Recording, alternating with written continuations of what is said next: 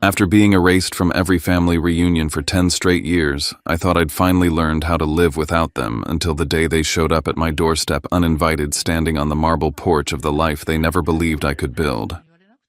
I remember the way my hand froze on the door handle, not from fear, but from a kind of quiet anger that had aged with me. When I opened the door and saw their faces expecting the same old version of me they used to ignore, I didn't raise my voice, I didn't break. I just said one sentence. And watching the color drain from their cheeks felt like watching a decade of wounds finally speak for themselves. My name is Austin Vale. And before I share everything that led to that moment, I'd love to know you're here with me listening. Just say listening in the comments or tell me where you are right now. I love seeing how far my story can reach. Sometimes even the smallest connection makes a story feel heard. Thank you. And now, here's my story. And if you haven't yet, hit that subscribe button so you don't miss the next chapter. It means more than you know, especially to someone who spent years feeling invisible. By the time my family finally showed up at my front door, faces pale and eyes wide, I'd already spent 10 years learning how to live like I didn't have one. That moment on the marble porch of my new life didn't come out of nowhere. It started on an ordinary Tuesday at 7:42 a.m. in my glass-walled office in Soma, San Francisco, with an email that looked harmless and felt like a punch. The subject line was bright and chirpy: Brooksvale Family Reunion, Carmel Weekend. I clicked it out of habit, not hope. The RSVP list was neatly laid out, every cousin, every in-law, every loud uncle accounted for. My name wasn't there. Again, 10 years in a row. I scrolled twice just to be sure, even though I already knew. The familiar hollowness settled in my chest, that numb space where disappointment had learned to sit quietly. My phone lit up before I could close the laptop. Mom flashed on the screen. I stared at it for a second, then picked up. Austin's sweetheart, she started using that soft tone she reserved for bad news. She wanted to sound reasonable. About the reunion. The house just doesn't have enough room this year. You know how crowded it gets. I could see the Carmel house in my mind, 4 bedrooms, a pull-out couch, a deck big enough for 3 families. Right, I said. No room. It was the 10th time I'd heard some version of that sentence. The words had been sanded smooth by repetition, but they still scraped going down. She kept talking about sleeping arrangements, kids needing space, how Rowan's twins were a handful. I let her talk until she ran out of justifications. Sure, Mom, I said finally. I understand. I hung up, feeling anything but understanding. A buzz came a second later. Rowan, hey, Ori. I know this is awkward, but I hope you understand. It's just logistics. I stared at the screen at that word logistics and almost laughed. Rowan was the one who organized everything, the self-appointed COO of the family. If my name wasn't on the list, it wasn't an accident. I typed "no worries" and deleted it. I typed "I understand" and deleted that too. In the end, I didn't reply at all. Before I could toss my phone aside, it rang again. Danny's name popped up. I answered on the first ring. Let me guess, he said. You got the annual "no room at the inn" speech. I exhaled sharply through my nose. You betting on my trauma again? I told my coworker I had $20 on your mom using the exact same excuse. Don't make a liar out of me. His joke hit where it always did, that strange place between humor and hurt. You win, I said. She went with space this year. Classic. Man. He muttered, his voice softening. I'm sorry. Same people who raised you still don't see you. That's their loss, not yours. I stared out at the San Francisco skyline, the Bay Bridge cutting through a pale morning sky. Out there, I was Austin Vale, the guy with a corner office and a title that made LinkedIn jealous. In my family, I was the extra chair they kept in the garage just in case, but never brought inside. It's fine, I lied. I've got work. When the call ended, I leaned back in my chair and let my mind drag me somewhere I hadn't visited in a long time, the kitchen of the Carmel house 20 years earlier. I could smell the salt from the ocean and the butter from whatever my mom was burning in the oven. I was 10, standing on a step stool folding napkins into perfect triangles while laughter spilled in from the living room. Rowan's piano practice had been upgraded to a performance that night. The adults clapped every time she finished a piece, telling her she had real talent. Beck, younger than me, but somehow always more important, was in the backyard with my stepdad Walter, learning how to throw a curveball for the big game that weekend. Every sound in that house had a direction. The music and the pride flowed toward Rowan. The cheers and the high fives flowed toward Beck. The only voice cutting into my space was my mother's floating in from the dining room. "Austin, keep those napkins neat. We don't have time to redo everything." My sketchbook lay open on the counter beside me, half a page filled with rough charcoal waves crashing against rocks. I'd asked earlier if I could bring it out onto the deck and draw the sunset. She hadn't looked up from her to-do list when she said no. That night, watching everyone move around each other like I wasn't even there, I realized something I couldn't put into words yet. I wasn't part of the show. I was backstage crew. That memory faded as my inbox pinged again, dragging me back to the present. I closed the reunion email without responding. 10 years of the same rejection had taught me one thing: my family had never made room for me, not really. I just didn't know yet how deep that truth ran, or how far they were willing to go to keep me on the outside. I did what I always do when something cracks inside me. I buried myself in work. By 9 o'clock, my screen was filled with projections and maps, the Austin expansion deck glowing in front of me. It was the biggest move our company had made in years, and I was the one in charge of making it make sense. Numbers were easy. They didn't pretend to love you while quietly pushing you away. Still, even cell formulas and growth charts couldn't drown out the echo of my mother's voice. I was so lost in it that I didn't notice someone standing in my doorway until I heard a soft knock on the glass. "You look like you're trying to kill that spreadsheet with your eyes," Theo said. He was in his late 50s, all silver hair and calm authority, the kind of man who made boardrooms go quiet without raising his voice. He'd been my mentor since my first year at the company. "Just fine-tuning the Austin models," I said, forcing a shrug. "Big week." Theo stepped in and closed the door behind him, then leaned against the frame with his arms crossed. "You know, I've seen you present to a room full of investors without flinching," he said. "Today you look like you'd rather be anywhere but here. Talk to me." I stared at the slide in front of me, pretending to read a number I already knew by heart.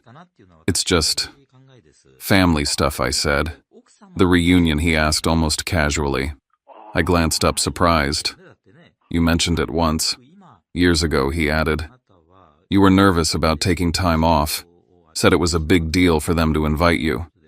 I let out a breath that sounded too close to a laugh. "Yeah, well, problem solved. They didn't." Theo's eyes softened. Still playing the "no room in the house" card, I nodded. Something in my chest tightened. He shook his head slowly. "You know you're not that kid in the kitchen anymore, right?" The image hit me so hard I didn't answer for a second. "What kid?" I asked, even though I knew. He lifted a shoulder, the one folding napkins while everyone else got applause. I don't know the details, but I've met enough people to recognize that look. For a moment, I couldn't speak. I hadn't told him that story. I hadn't told anyone. His words brushed against a scar I'd long pretended was just part of my skin. I swallowed. "Funny thing is," I said quietly, "they've managed to make me feel like that kid for a decade without even seeing me." Theo nodded once, like he understood more than I was saying. "Handle what you need to handle," he said. "But don't let people who never checked your homework be the ones who grade your life." When he left, I sat there with my palms pressed flat to the desk, heart pacing. I needed air and I needed answers. Maybe that's why I did what I did next. It started as a distraction. I opened a browser tab and typed Monterey County property tax search like it was nothing. I had checked in on the Carmel house before, just out of a morbid habit, but never dug too deep. This time something in me pushed further. Parcel number, owner name, assessed value. It was all public if you knew where to look. I scrolled, and that's when I saw it. 3 years of unpaid property taxes, 2 separate liens, a bright red status flag, at risk of default. I sat back hard. So while they'd been hosting reunions and telling me there wasn't enough space, the house itself had been sinking. I clicked deeper. Mortgage records, refinances, dates. They'd taken out a second loan against the house, then another. The numbers weren't small. The interest rates were ugly. My family, who loved to lecture me about stability and being responsible, had been playing financial roulette with the only real asset they had left, and somehow I was the only one who seemed to notice. My throat felt dry. I kept digging until I hit a scan from the county's legal office meeting notes from a call I wasn't on but probably should have been. One line near the bottom froze me. Family prefers to handle matter internally. Suggests avoiding involvement of Austin in financial discussions. Avoiding involvement of Austin. It was right there in black and white, a neat explanation for 10 years of polite exclusion. They hadn't kept me away to save space. They'd kept me away from the truth. For a long minute, I just stared at that sentence, waiting for the anger to hit. It didn't. What came instead was something colder, heavier. A kind of clarity. All those years I'd wondered what was wrong with me, what made me so easy to leave out. Turned out the only thing they were trying to protect wasn't my feelings. It was their mess. I opened a new file and pulled up the form I'd used 100 times in deals for other people and offered a purchase in the name of a holding company. Vale Horizons LLC had been an idea for a future venture, a shell waiting for a purpose. Now it had one. I filled in the parcel number, the address I knew by heart, the offer price that would cover the debts, and then some. My hands didn't shake. If anything, they felt steadier than they had all morning. I didn't call Danny. I didn't run it by Theo. I didn't tell anyone. For once, this wasn't about a board or a team or consensus. It was about me reclaiming a place that had never wanted me but had shaped me anyway. 2 weeks later, I stood in the living room of the Carmel house as its legal owner. The truss beams above me were water-stained. The deck railing was rotting. The old piano in the corner was out of tune.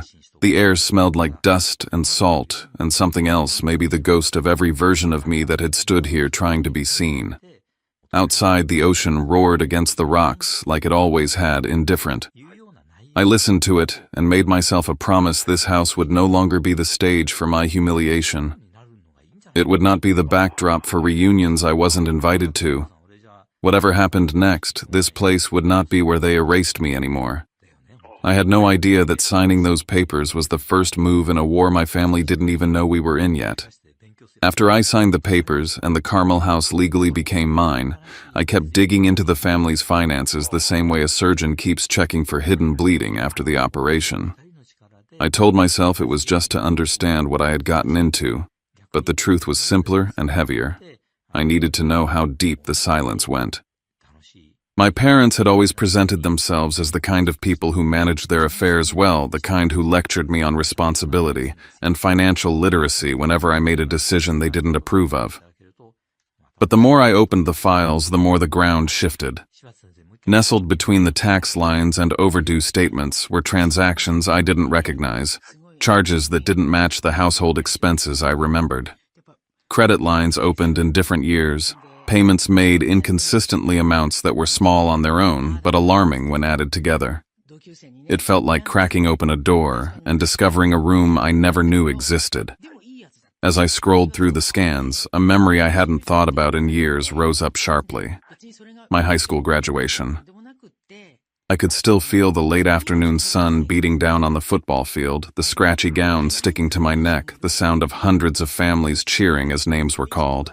When mine was announced, I looked into the bleachers out of instinct, expecting anything. But the space where my family should have been was empty. Later, I learned they had chosen to go to Beck's baseball game instead. He needed us more, my mother had said. I'd nodded like I understood, but standing alone on that field with my diploma in hand taught me a truth I didn't have words for. At 17, their silence wasn't incidental. It was deliberate, a choice. That same silence echoed now as I clicked through the financial records.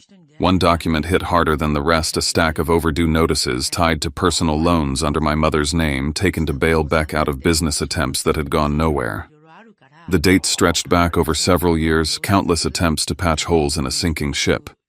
Every holiday, every time they had told me they were fine, every time they insisted I didn't need to worry, they had been lying. And worse, they'd been lying not to protect me, but to keep me out of it.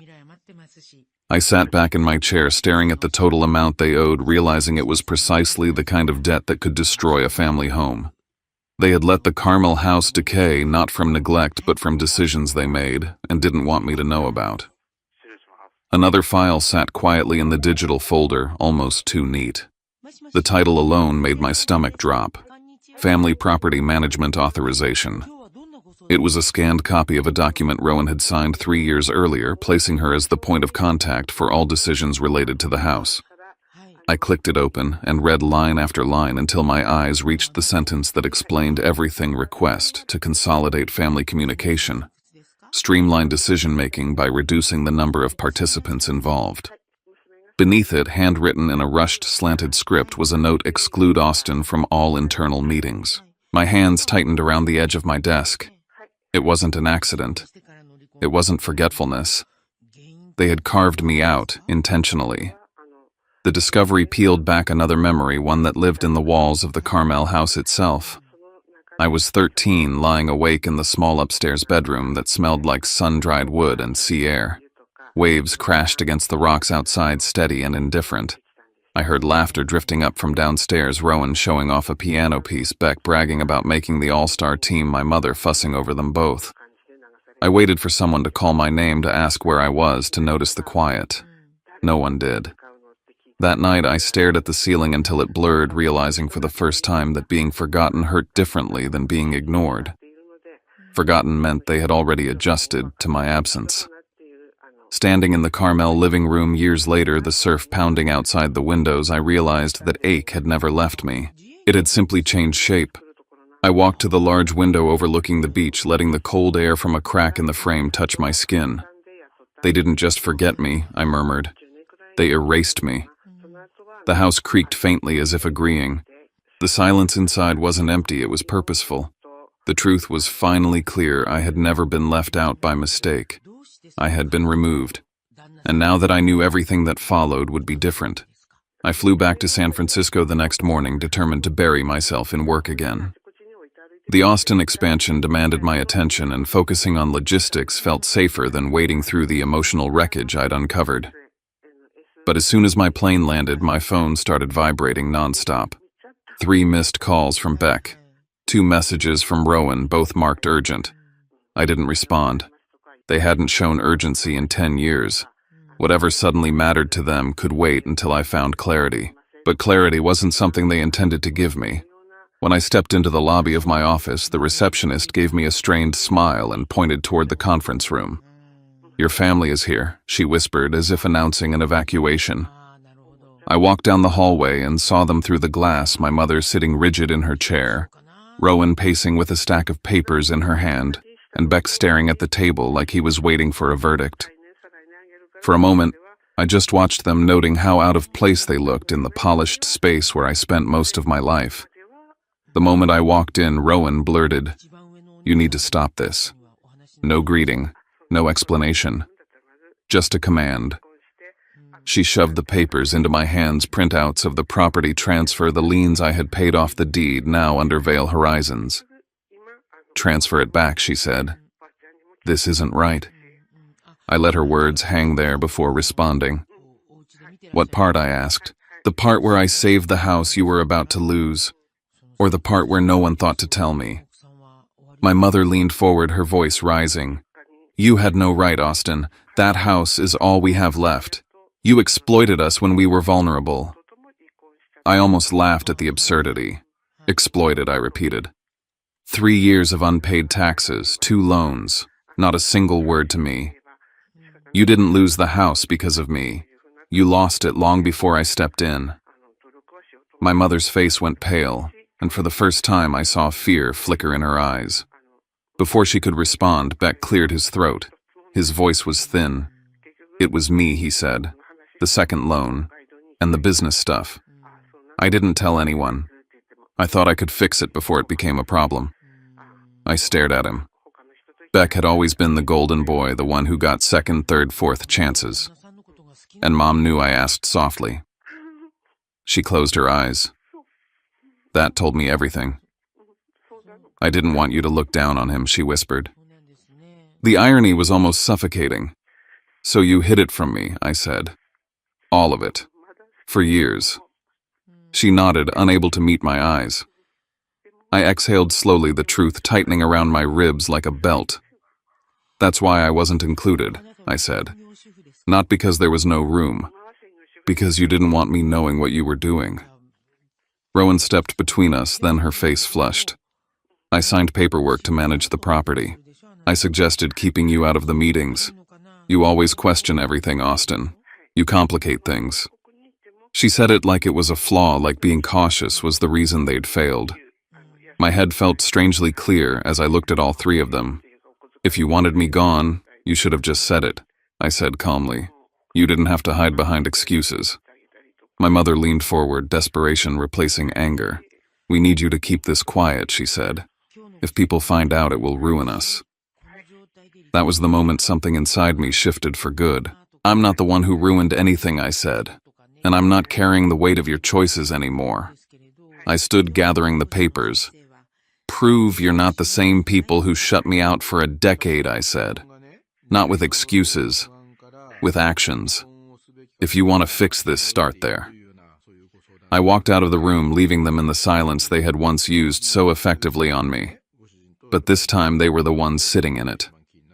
I knew as the door closed behind me that the conflict between us had only begun, and none of us would come out the same. I drove back to my place in Lake Tahoe with the kind of exhaustion that sits behind your eyes and refuses to move. I didn't play music on the drive. I didn't call anyone. I just let the miles and the quiet stretch out in front of me.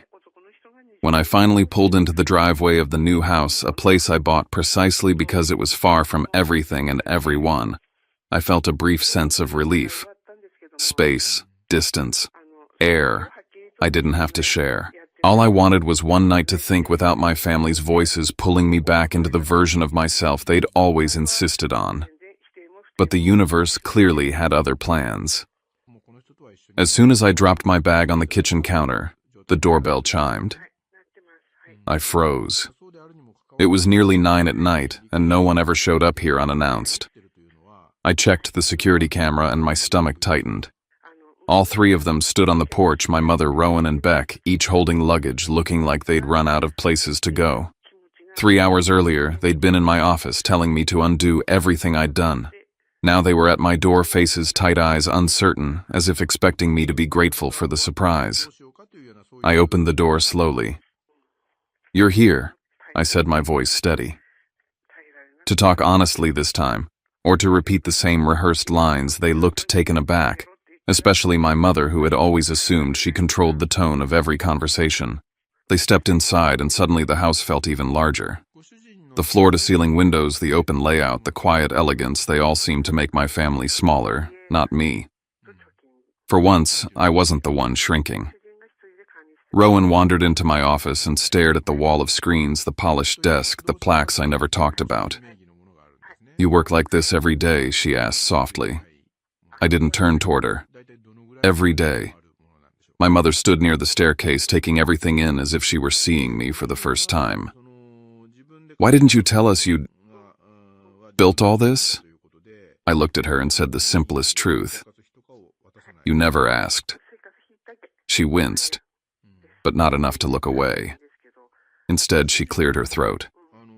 We need to talk about the Carmel house. She spoke carefully now, choosing each word like it mattered. If you transfer the ownership back, we can discuss you joining us for reunion again. The offer landed in the room like a cold draft. I let out a slow breath. So it's a negotiation, I said. A transaction.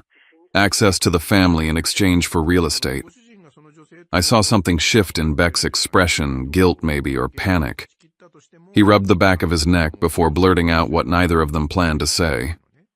Rowan wanted to come here because she needed to see how much money you actually have. My mother hissed his name, but it was too late. He kept going. She thought you could maybe help cover the debt, or at least part of it. The truth hung there between us, heavy and sour. It wasn't me they'd driven all the way out here for. It was the hope that I was wealthy enough to fix everything they broke. I looked at them, my family, the people I once begged to notice me, and felt a clean, sharp line draw itself inside my chest. I'm not your rescue plan, I said quietly, and showing up at my door doesn't erase 10 years of shutting me out. My mother stepped forward, reaching for my arm like she used to when I was a child. We're trying to make things right, she said. I didn't move and she let her hand fall. Making things right starts with honesty, I said, not demands, not conditions. We ended up in the living room, my family on the couch looking small and out of place while I stood across from them. It struck me how different this was from every argument we'd had in the past. They weren't in control here. They weren't even close. They didn't have a single piece of leverage left except guilt, and I'd finally outgrown that too. They asked questions, they tried explanations, but I had reached the point where emotion didn't cloud clarity anymore. If you want to talk, really talk, I said, I'm here. But I'm done being the person you come to only when everything falls apart. They didn't argue. They just sat there silent, waiting for me to decide what came next. And for the first time in my life, I didn't feel like the child in the corner. I felt like someone whose presence mattered, someone with power, someone they couldn't ignore anymore. As I looked at them in the dim light of my living room, I could feel something shifting, rising like a storm that had been building for years. This wasn't just conflict anymore. It was the beginning of a reckoning I knew none of us were prepared for. A day later, after a night of barely sleeping and hours of circling thoughts, I made a decision. If my family was going to understand who I had become and what they had lost by keeping me out, they needed to see my world not as outsiders trying to take something from me, but as people finally forced to confront the truth. So I invited them to dinner at the Ritz-Carlton in Half Moon Bay, the same place where I often met investors and clients who trusted me with decisions far larger than anything my family had ever allowed me to handle. The drive along the coast was quiet. The hotel rose from the cliffs like something pulled from a postcard, all stone and glass and evening light. Inside the dining room, the chandeliers glowed softly above white tablecloths and tall windows that framed the ocean. My family walked in and immediately stiffened, overwhelmed by a world they didn't even know I belonged to. They tried to hide it, but I saw the way their eyes widened, the way their shoulders pulled back. We sat down, and before I could say anything, a familiar voice cut through the room. Austin, Theo said, walking toward us with a warm smile. I'm glad I caught you. He turned to my mother and extended his hand. Your son is one of the strongest candidates for our executive committee, a future leader in the making. I didn't need to look at my family to know their expressions. Shock, disbelief, pride they hadn't earned. For a moment, no one spoke. When Theo left, my mother leaned in. Why didn't you tell me any of this? She asked. Her voice was small and, for once, not demanding. I met her eyes. Because you didn't want to hear it, I said. Every time I tried, you changed the subject, or redirected it to Rowan, or Beck. Dinner arrived, but no one touched their plates. My family seemed too busy watching the room, absorbing the reality that I actually belonged here.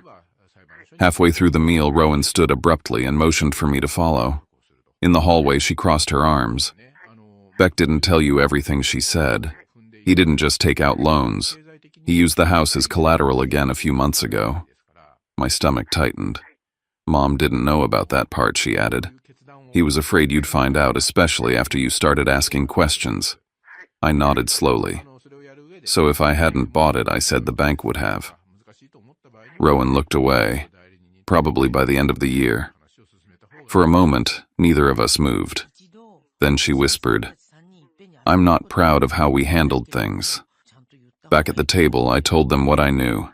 I laid out every detail, every debt, every secret, every lie they'd told themselves about protecting me or protecting each other.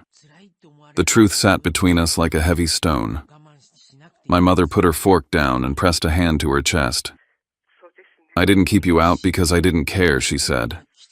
I kept you out because I knew how capable you were. I thought if you got involved, everything you touched would outshine your brother and sister. I couldn't risk breaking the balance. Her words hit harder than any accusation she'd thrown at me.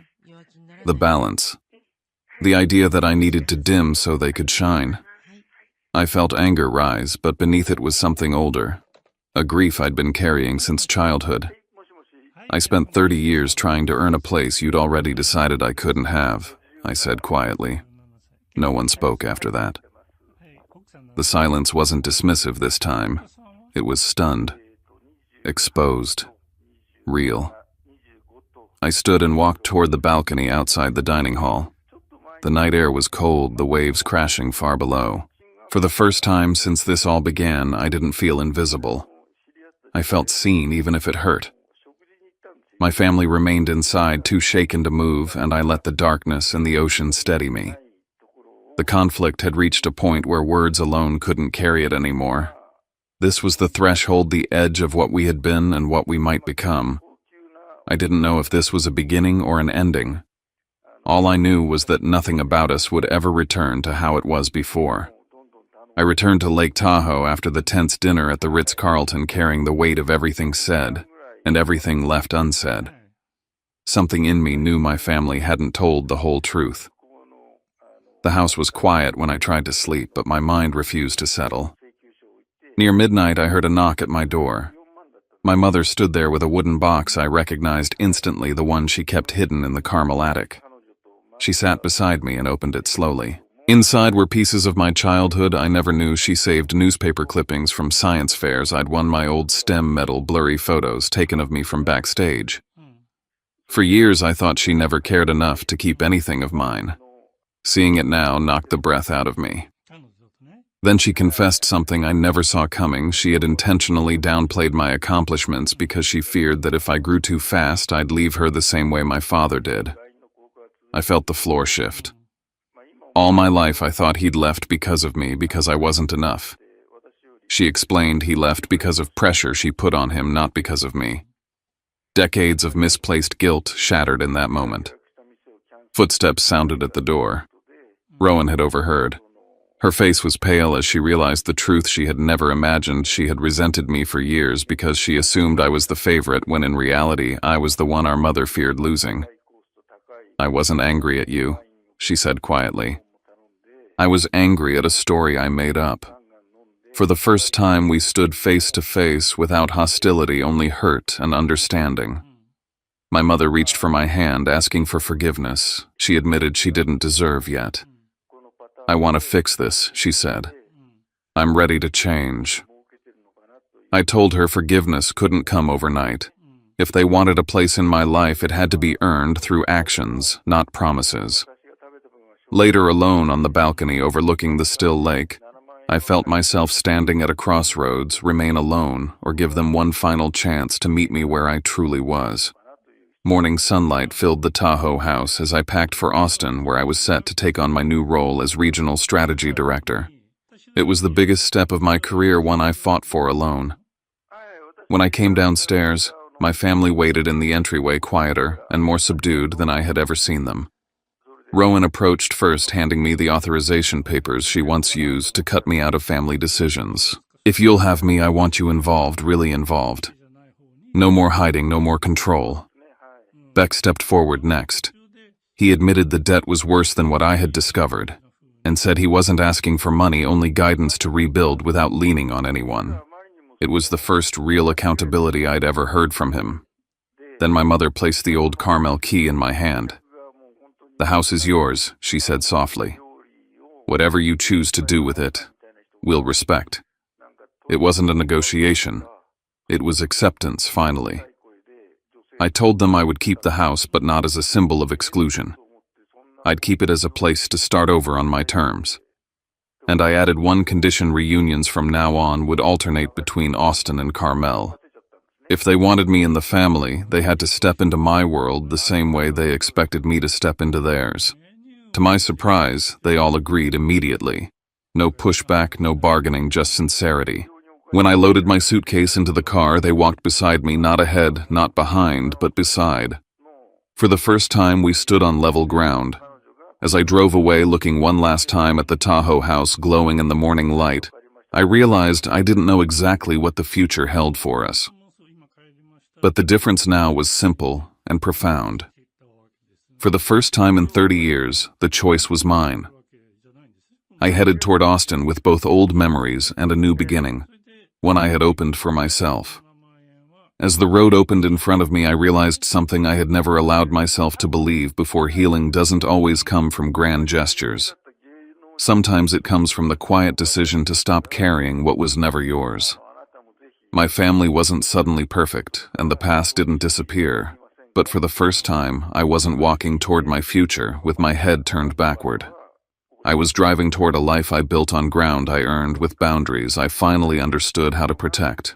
And maybe that's the real lesson here. You can't choose the family you're born into, but you can choose the role you play in your own story. You can choose what to hold on to, what to release, and when to open the door to something better, even if it means opening it alone. If you're listening right now, wherever you are, maybe in your room on a late-night drive or sitting somewhere quiet, I'd love to know you're here with me. Drop a simple listening in the comments, or tell me where you're tuning in from. I read every message, and it means more than you think. And if this story resonated with you, if it made you feel seen in any way, don't forget to subscribe so you don't miss the next chapter.